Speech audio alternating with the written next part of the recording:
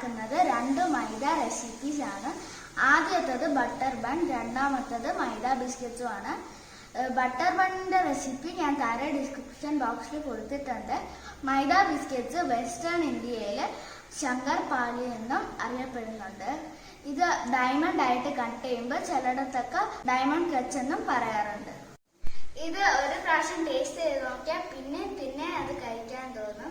നിങ്ങൾക്ക് മൈദ ഇട്ട് ഉണ്ടാക്കുന്ന ബോളിയും പിസ്സ എല്ലാം കഴിക്കാൻ ഇഷ്ടമില്ലേ? അതേപോലെയാണ് ഈ മൈദ ബിസ്ക്കറ്റ്സും. കഴിച്ചാൽ അത് കഴിച്ചുകൊണ്ടേ ഇരിക്കാൻ തോന്നും. ഇനി നമുക്കിത് എങ്ങനെ ഉണ്ടാക്കുന്നതെന്ന് നോക്കാം. അതിന് മുമ്പ് ഞാൻ എപ്പോഴും പറയുന്ന ഒരു കാര്യം ഓർമ്മയില്ലേ? ഈ വീഡിയോ ഇഷ്ടമാണെങ്കിൽ ലൈക്ക് ചെയ്യണം, ഷെയർ ചെയ്യണം. എൻ്റെ ചാനൽ ഇതുവരെ സബ്സ്ക്രൈബ് ചെയ്തിട്ടില്ലെങ്കിൽ ഒന്ന് സബ്സ്ക്രൈബ് ചെയ്യണേ. ഇനി നമുക്ക് ഈ മൈദ ബിസ്ക്കറ്റ് എങ്ങനെയാ ഉണ്ടാക്കുന്നതെന്ന് നോക്കാം. അതിനു വേണ്ടിയുള്ള ഇൻഗ്രീഡിയൻസ് എന്തൊക്കെയാണെന്ന് നോക്കാം. അതിനു വേണ്ടി ആദ്യം 1 കപ്പ് മൈദ വേണം, 1/2 കപ്പ് പൊടിച്ച പഞ്ചാര വേണം, 2 ടേബിൾ സ്പൂൺ പാൽപ്പൊടി, കുറച്ച് വെള്ളം വേണം പാൽപ്പൊടി മിക്സ് ചെയ്യാൻ വേണ്ടിയുള്ളത്, 1 മുട്ട, പിന്നെ ബട്ടർ വേണം, 3 ടേബിൾ സ്പൂൺ ബട്ടർ ആണ്. ബട്ടറിന് പകരം ഗീ വേണമെങ്കിലും ഉപയോഗിക്കാം. പിന്നെ 1/2 ടീസ്പൂൺ ഉപ്പും, 1 ടീസ്പൂൺ ഏലക്കാപ്പൊടി, 1/4 ടീസ്പൂൺ ബേക്കിംഗ് സോഡ വേണം. ഒരു ക്രിസ്പിനെസ് കിട്ടാൻ വേണ്ടിയാണ് ബേക്കിംഗ് സോഡ ചേർക്കുന്നത്. ഇത് ഓപ്ഷണൽ ആണ്. പിന്നെ കുറച്ച് എണ്ണ വേണം, ഫ്രൈ ചെയ്തെടുക്കാൻ വേണ്ടിയാണ് എണ്ണ. മുട്ട വെജിറ്റേറിയൻസിന് വേണമെങ്കിൽ ഒഴിവാക്കാം. പിന്നെ ഈ പാൽപ്പൊടിക്ക് പകരം പാൽ അല്ലെങ്കിൽ വെള്ളം വേണമെങ്കിൽ ഉപയോഗിക്കാം. ആദ്യം നമുക്ക് ഈ പൊടിച്ച പഞ്ചാരയിലോട്ട് 1 മുട്ട ഒഴിച്ചു കൊടുക്കാം.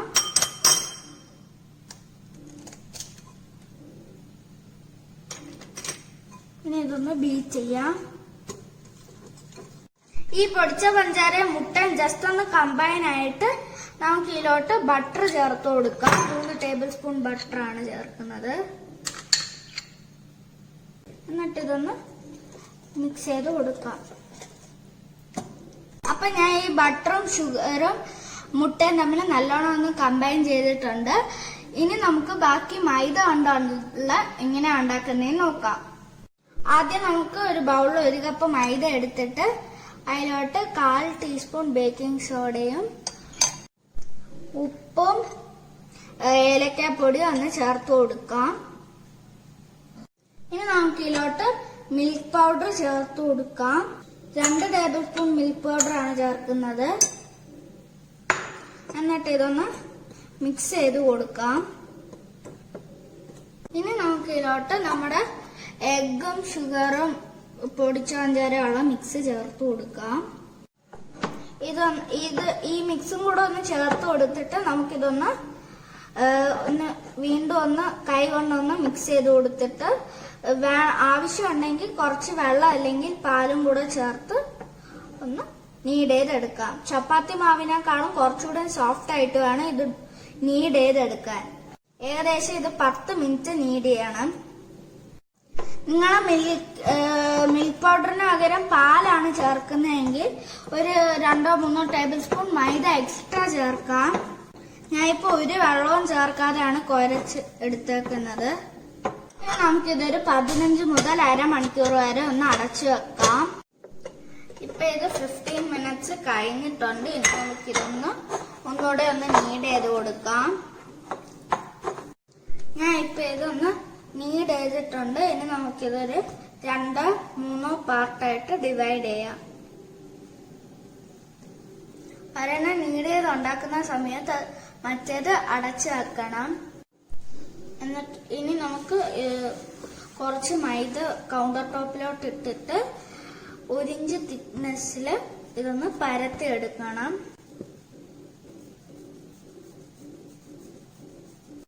ഞാൻ ഇപ്പൊ ഇത് പരത്തിയിട്ടുണ്ട്. ഇനി നമുക്ക് ഇത് സൈഡ്സ് എല്ലാം ഒന്ന് പിസ്സ കട്ടർ അല്ലെങ്കിൽ ഒരു നൈഫ് കൊണ്ടൊന്ന് കട്ട് ചെയ്തിട്ട് ഡയമണ്ട് ഷേപ്പിൽ അല്ലെങ്കിൽ സ്ക്വയർ ഷേപ്പിൽ ഒന്ന് കട്ട് ചെയ്തെടുക്കാം. നിങ്ങൾക്ക് വേണമെങ്കിൽ ഡയമണ്ട് ഷേപ്പിൽ ഡയമണ്ട് കട്ട്സ് പോലെ വേണമെങ്കിൽ കട്ട് ചെയ്തെടുക്കാം. ഞാൻ ഇപ്പൊ മൈദ ബിസ്ക്കറ്റ്സിന്റെ ഷേപ്പിലാണ് കട്ട് ചെയ്തെടുക്കുന്നത്. അപ്പൊ അതിന് മുമ്പ് നമുക്ക് സൈഡ്സ് ഒന്ന് കട്ട് ചെയ്യാം.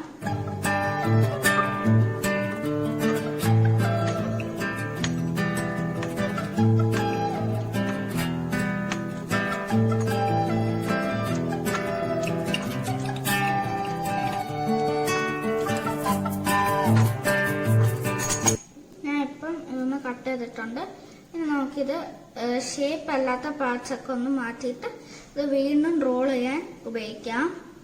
ഞാൻ ഇപ്പൊ ഇതിലോട്ടൊരു ചെറിയ കഷ്ണം നമ്മുടെ ഡോ ഇട്ടിട്ടുണ്ട്. ഇപ്പൊ ഇതായിട്ടുണ്ട്. ഇനി നമുക്ക് ബാക്കിയുള്ളത് ഇട്ട് കൊടുക്കാം. ഒരു 5-10 എണ്ണ ഒരു സമയത്തിടാവുള്ളൂ. ഇത് തിരിച്ചിട്ടിട്ടുണ്ട്. ഇനി നമുക്കിതൊന്ന് കോരിയെടുക്കാം.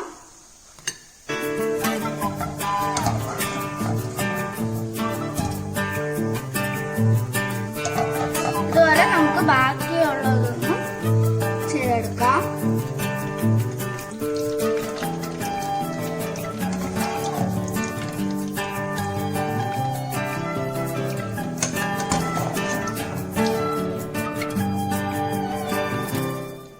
അപ്പൊ നമ്മുടെ മൈദ ബിസ്ക്കറ്റ്സ് ഇവിടെ റെഡി ആയിട്ടുണ്ട്. ഈ വീഡിയോ ഇഷ്ടമാണെങ്കിൽ ലൈക്ക് ചെയ്യണം, ഷെയർ ചെയ്യണം, സബ്സ്ക്രൈബ് ചെയ്യണം. മറ്റൊരു മൈദ ഡിഷിന്റെ റെസിപ്പി താഴെ ഡിസ്ക്രിപ്ഷൻ ബോക്സിൽ കൊടുത്തിട്ടുണ്ട്, ക്രീം ബൺ. അതും മറക്കാതെ കാണണേ.